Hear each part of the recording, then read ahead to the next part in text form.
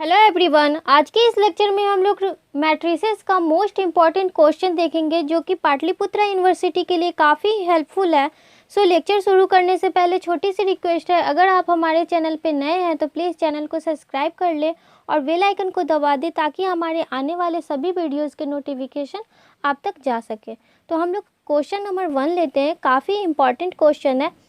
तो क्वेश्चन है, solve the following equation by matrix method.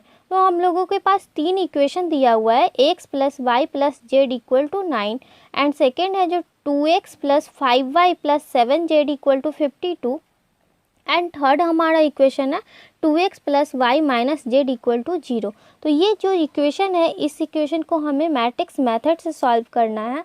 तो हम लोग इसे किस तरह से सॉल्व करेंगे, जो हम आज इसे देखने वाले हैं। तो हम लोग सॉल्यूशन करते हैं। Question number 1, solution first.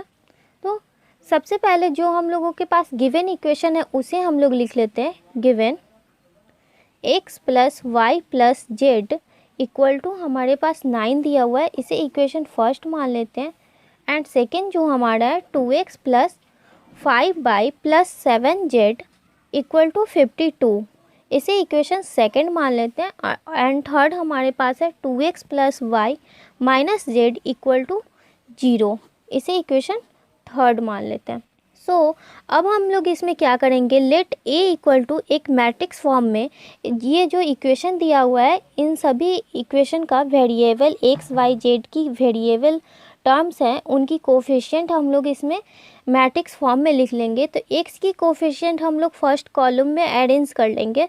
तो x की फर्स्ट इक्वेशन की कोफिशिएंट हमारा 1 है, तो हम इसमें 1 फर्स्ट एलिमेंट हमारा हो जाएगा। एंड फर्स्ट कॉलम में x की एक कोफिशिएंट हमारे पास 2 है और थर्ड इक्वेशन में 2 है, तो हम इसे फर्स्ट कॉलम में अरेंज कर लेते हैं। इसी तरह से हम लोग y की कोफिशिएंट अरेंज कर लेंगे सेकेंड कॉलम में। तो यहाँ पे हो जाएगा 1 5 1 एंड z की कोफिशिएंट हम लोगों का जो है वो हम लोग थर्ड कॉलम में अरेंज कर लेंगे। तो यहाँ 1 7 माइनस 1 हो जाएगी।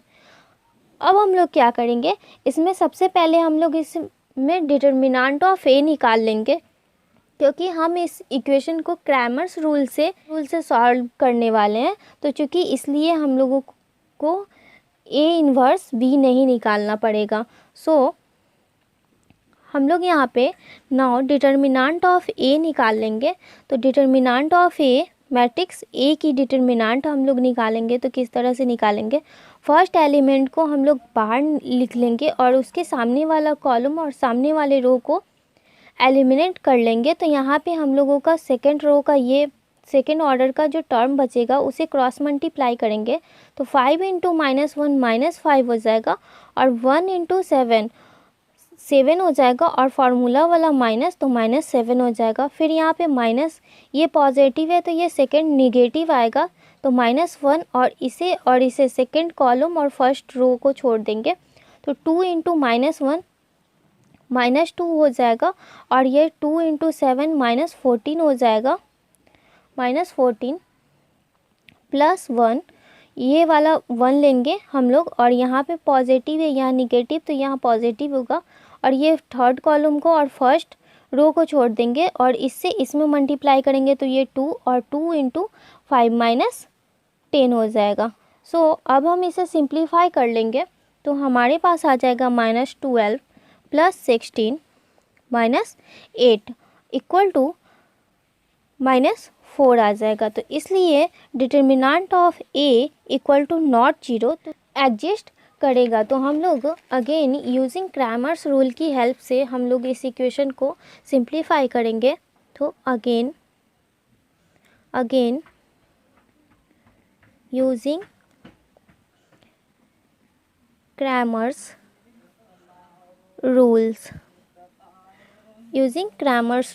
तो क्रैमर्स रूल की हेल्प से हम लोग इसे सिंप्लीफाई करेंगे। तो इसकी जो फॉर्मूला मेथड होती है क्रैमर्स रूल की, वो वेरिएबल वाले टर्म x हम लोग ऊपर में लिखते हैं और इसके बटे में हम लोग मैट्रिक्स ले लेंगे ए की, ए इक्वल टू जो मैट्रिक्स माने वो मैट्रिक्स लेंगे, बट उसमें एक्स वाला जो कोफिशिएंट है फर्स्ट कॉलम, जो हम लोगों के पास इक्वेशन दिया हुआ है लीनियर इक्वेशन, आरएचएस में जो कांस्टेंट है वो एक्स वाले कॉलम के जगह पे हो जाएगा। तो यहाँ 9, 52 एंड 0 ये फर्स्ट कॉलम हम लोग आरएचएस वाले कांस्टेंट से इंटरचेंज कर देंगे, और सेकंड कॉलम हम लोगों का जो वाई का कोफिशिएंट है 1, 5, 1 वो हम लोगों का सेम होगा, और जेड वाला भी एलिमेंट हम लोगों का सेम होगा 1, 7, -1।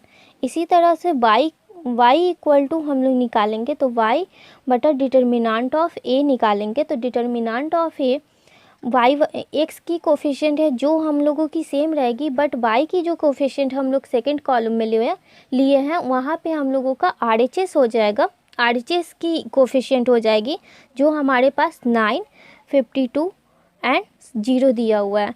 इस और जेड वाला कोफिशिएंट हम लोगों का सेम रहेगा, तो 1, 7 -1 equal to Z upon determinant of A. तो डिटर्मिनांट ऑफ ए की मैट्रिक्स जो हम लोग ले रहे हैं वहाँ पे एक्स और वाई के जो एलिमेंट लिए वो हम लोगों का सेम होगा, यहाँ पे 1, 5, 1 हो जाएगा, बट यहाँ पे जो थर्ड कॉलम में जेड की कोफिशिएंट लिए वहाँ पे हम लोगों की आरएचएस की वैल्यू हो जाएगी 9, 52, 0 और equal to 1 upon determinant of A हो जाएगी। डिटर्मिनांट ऑफ ए हम लोग जो वैल्यू निकाले उसे हम लोग यहाँ पे पुट करेंगे। अब हम इसे सिंपली डिटर्मिनांट की मेथड से हम इसे सॉल्व कर लेंगे। तो एक्स अपॉन, जब हम इसे सॉल्व करेंगे तो ये 9 हम लोग एलिमेंट ले लिए। अब हम इसे फर्स्ट कॉलम और फर्स्ट रो को छोड़ देंगे और इससे इसमें मल्टीप्लाई करेंगे तो -5, और इससे इसमें मल्टीप्लाई करेंगे तो -7, और यहाँ पे हम लोगों का माइनस हो जाएगा ये 1, और यहाँ पे इसे सेकंड कॉलम फर्स्ट रो को छोड़ेंगे तो ये -52 हो जाएगा, और ये -0 हो जाएगा, +1, और यहाँ पे इस थर्ड कॉलम फर्स्ट रो को छोड़ देंगे तो ये 52 हो जाएगा और -0। तो ये एक्स अपॉन और डिटर्मिनेंट ऑफ ए इसे सॉल्व कर लिए, और बाई अपॉन यहाँ पे हम लोग y की वैल्यू निकाल लेंगे तो ये 1 ले लिए, इसके फर्स्ट कॉलम और फर्स्ट रो को छोड़ दिए तो 52 - 1 से मल्टीप्लाई करेंगे तो 52 -52 और -0, 0 से 7 में मल्टीप्लाई हुआ 0, -9। फिर हम इसे सेकंड कॉलम फर्स्ट रो को छोड़ देंगे तो 2 × -1 -2 और 2 × 7 -14, फिर +1, और इसे छोड़ेंगे तो यहाँ पे ये 0 हो जाएगा, और -2 से 52 में मल्टीप्लाई करेंगे तो -104 होगा। सो ये y इक्वल टू आ गया इक्वल टू जेड अपॉन, जब जेड का नीचे वाला डिटर्मिनेंट सॉल्व करेंगे तो 1, और यहाँ पे इसे और इसे छोड़ देंगे तो ये 0 हो जाएगा, और -52 -1, और जब इसे सेकंड कॉलम और सेकंड फर्स्ट रो को छोड़ देंगे तो ये 0 हो जाएगा, और -2 से 52 में मल्टीप्लाई करेंगे तो -104 और +9, और थर्ड कॉलम और फर्स्ट रो को छोड़ दिए तो 2 × 1 2 और -10 इक्वल टू हमारे पास 1 upon determinant of A equal to -4 है, तो हम लोग इसे पुट कर दिए। अब हम लोग यहाँ पे क्या करेंगे, यहाँ पे इसे जब हम लोग सॉल्व करेंगे एक्स अपॉन इसे जब हम लोग सॉल्व करेंगे तो यहाँ पे हम लोगों का -5 -7 तो मल्टीप्लाई करेंगे तो यहाँ पे -12 आ जाएगा, और -12 से 9 में मल्टीप्लाई करेंगे तो -108 हो जाएगा। फिर यहाँ पे हम लोग -52 है, प्लस माइनस बाहर में है तो +52 हो जाएगा, और फिर यहाँ पे 52 है -0 तो +52 हो जाएगा, और इक्वल टू y अपॉन यहाँ पे -52 है -52 हो जाएगा।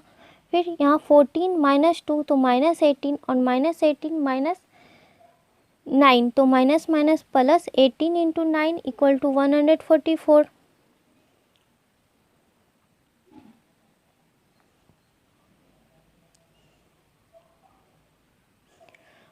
-14 -2 -16 हो जाएगा, और 16 × 9 = 144, और फिर ये हमारा -104 हो जाएगा। So equal to Z upon यहाँ पे हम लोग इसे सिंप्लीफाई करेंगे तो -52 -104 और -1 तो +104, और 2 - 10 -8 और -8 + 9 = -72 इक्वल टू -100 इक्वल टू -1/4। अब हम लोग इसे सिंप्लीफाई कर लेंगे, हमारा आ जाएगा x upon -4 equal to y upon -12 equal to z upon -20 equal to -1/4।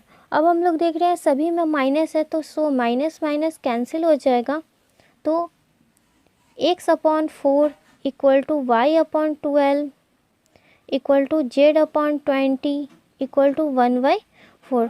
4 से हम सब में डिवाइड डाल देंगे, ये हमारा कांस्टेंट है तो इसलिए x इक्वल टू 4/4 हो जाएगा, एंड y इक्वल टू 12/4 हो जाएगा, एंड z इक्वल टू 20/4 हो जाएगा। तो ये इक्वल टू 1, एक बार में ये कैंसिल हो गया, फिर 4 से 12 थ्री बार में कैंसिल हो गया, एंड 4 × 5 इक्वल टू 20, ये z इक्वल टू 5 आ गया। तो हैंस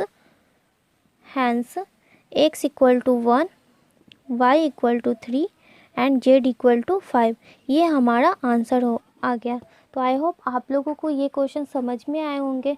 तो हम लोग नेक्स्ट क्वेश्चन लेते हैं। हम लोगों का नेक्स्ट क्वेश्चन है solve the system of equation by matrix method. हमारा इक्वेशन जो दिया हुआ है x + 2y + 3z - 14 = 0। सेकेंड दिया हुआ है 3x + y + 2z - 11 = 0, and third दिया हुआ है 2x + 3y + z - 11 = 0। सो हम इसे इसी तरह से सॉल्व करेंगे। तो हम लोग सबसे पहले गिवन इक्वेशन लिख लेते हैं। Solution second. सो हम लोग गिवन इक्वेशन लिख लेते हैं। गिवन x + 2y + 3z और -14 है, तो कांस्टेंट वाला टर्म है वो इक्वल टू के इधर ले आएंगे, तो ये +14 हो जाएगा, और इसे इक्वेशन फर्स्ट मान लेते हैं।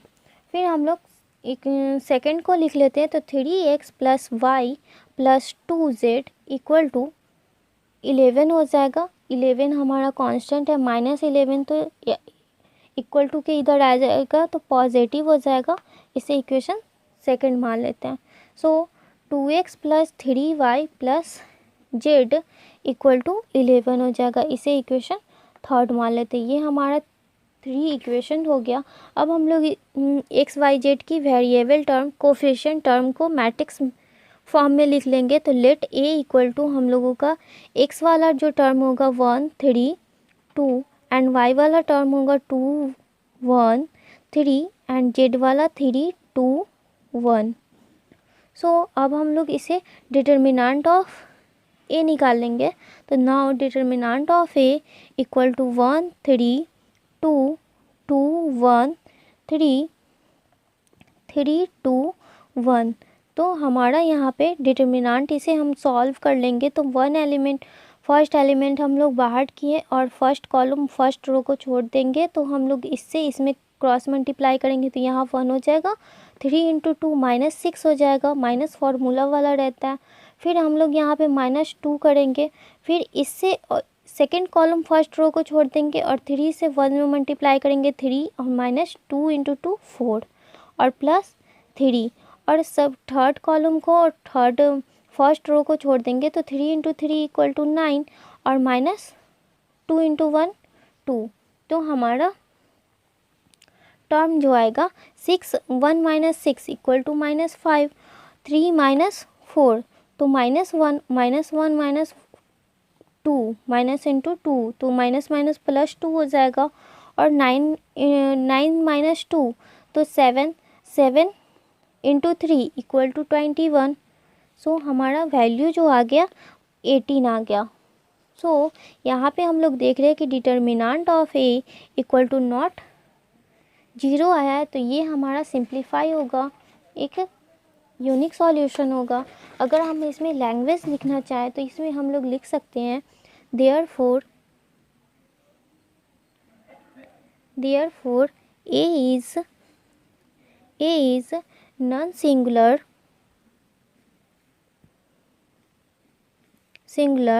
and the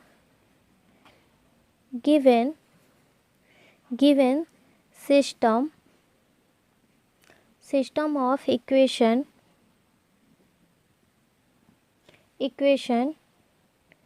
will have the unique, ये हमारा एक यूनिक सॉल्यूशन होगा,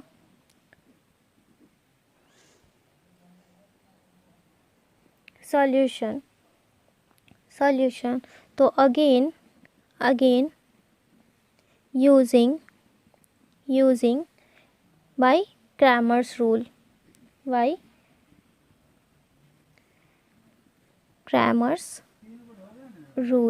हम लोग इसे भी क्रैमर्स रूल की हेल्प से ही सॉल्व करेंगे। तो x upon determinant matrix A लिखेंगे तो एंड 11 है, फर्स्ट इक्वेशन में 14 और सेकंड में 11 और थर्ड इक्वेशन में 11 है। तो हम लोग यहाँ पे सबसे पहले 14, 11 एंड 11 लिख लेंगे। उसके बाद y की कोफिशिएंट जो हमारी मैट्रिक्स में है वो 2 है, 1, 3 है और z की 3, 2, 1। तो इसी तरह से y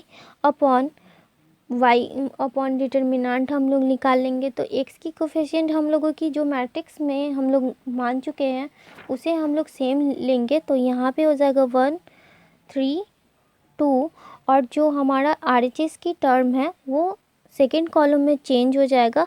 तो यहाँ 14,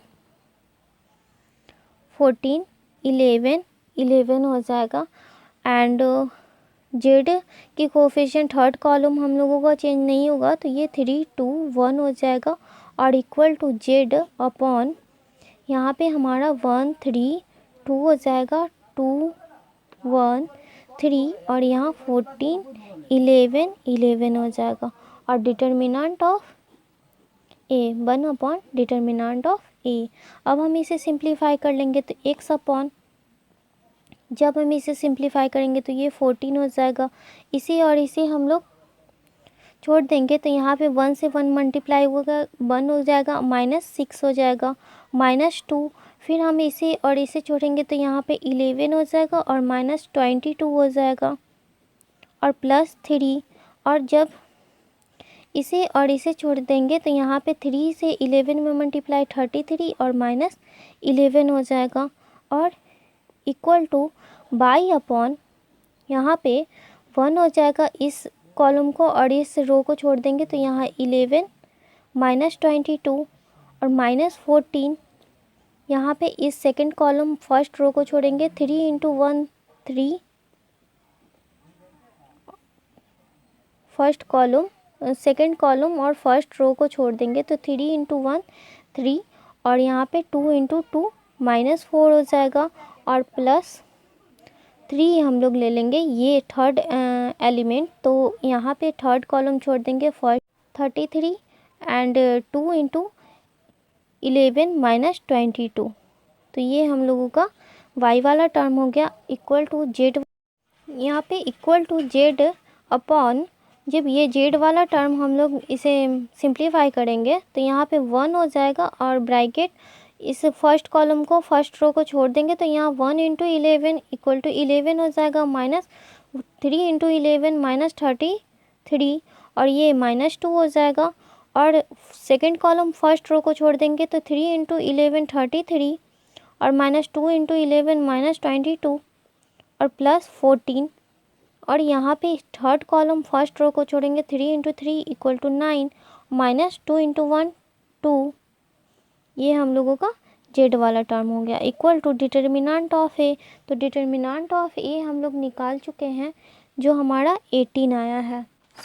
अब हम इसे सिंप्लीफाई कर लेंगे तो हम लोगों को यहाँ पे देख रहे हैं 1 माइनस 6, तो -5 आएगा और -5 से 14 में मल्टीप्लाई करेंगे तो -70 हो जाएगा। फिर हम लोग देख रहे हैं 22 11, तो 11 -22 तो -11 होगा, -11 -2 तो माइनस माइनस प्लस और 22 हो जाएगा। और इसी तरह से 33 में से 11 जाएगा तो 22 और 22 से 3 में मल्टीप्लाई करेंगे तो 66 आ जाएगा। तो इसी तरह से हम इसे सॉल्व कर लेंगे। तो यहाँ x अपॉन हम लोगों का हो जाएगा -70 plus 22 plus 66 equal to by upon y वाला टर्म हम लोगों का हो जाएगा -11 plus 14 plus 33 equal to z upon -22 हो जाएगा, फिर -22 प्लस 98 इक्वल टू 1/18। और जब हम इसे ऐड कर लेंगे और -70 हम लोग माइनस कर लेंगे तो x अपॉन 18 आ जाएगा equal to y upon 14 plus 33 minus 11 तो हम लोगों का 36 आ जाएगा इक्वल टू z अपॉन हम लोगों का यहाँ पे -22 तो -44 हो जाएगा और 98 प्लस तो 54 हो जाएगा इक्वल टू 1/18। अब हम लोग x y z की वैल्यू निकाल लेंगे। तो दिस इम्प्लाइज हम लोग ये कांस्टेंट है हमारा, तो x इक्वल टू 18/18 हो जाएगा और y इक्वल टू 36/18 हो जाएगा एंड z इक्वल टू 54/18 हो जाएगा। तो 18 1 जा 18 1 टाइम्स में कटेगा, 18 2 जा 36 तो 2 बार में कटेगा एंड 18 3 जा 54 तो ये 3 टाइम्स कटेगा। तो इसलिए x इक्वल टू हम लोगों का 1 आ गया and y equal to 2 and z equal to 3। तो hence x equal to 1, y equal to 2 and z equal to 3, ये हमारा आंसर आ गया। तो आई होप आप लोगों को ये क्वेश्चन समझ में आए होंगे। अगर फिर भी कोई डाउट हो तो प्लीज़ कमेंट कीजिएगा, मैं उसे और क्लियर करने की कोशिश करूँगी। और वीडियो अच्छा लगे तो वीडियो को लाइक कर दीजिए। Thank you for watching this video.